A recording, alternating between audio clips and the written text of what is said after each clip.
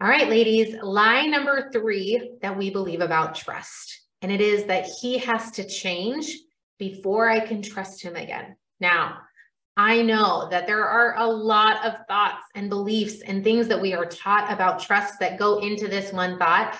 So bear with me, stay with me today. And I want to just offer this. That's a lie. The lie is that he has to change before I can start to trust him.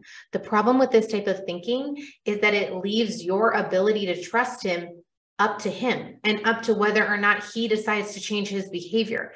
And that's what keeps you stuck, because now we're just waiting for him to get his act together, waiting for him to start changing, waiting for him to start saying the right things that you think are going to make you feel differently. And none of that is true. None of that is going to work. Why?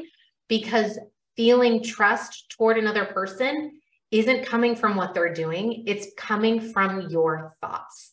Let me go through some examples, okay? Just to kind of clarify this. Your husband can do all the wrong things and you can still choose to trust him.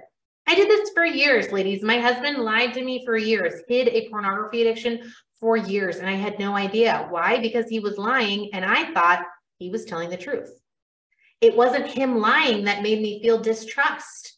I thought he was telling the truth. My thought that he was telling the truth is what produced more feelings of trust toward him. Now, in the reverse, I have had many clients, and I've done this myself, where my husband started doing all the right things. He started going to therapy. He started saying the right things.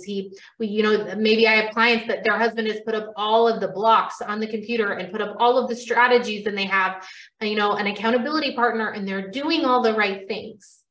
And yet you still don't trust him. And that has nothing to do with his actions. I have so many women that come to me and say, this doesn't make any sense. I should trust him. He's doing all the right things. And I say, it's totally fine, because the reason you don't trust him isn't because of what he's doing. It's because of your thoughts.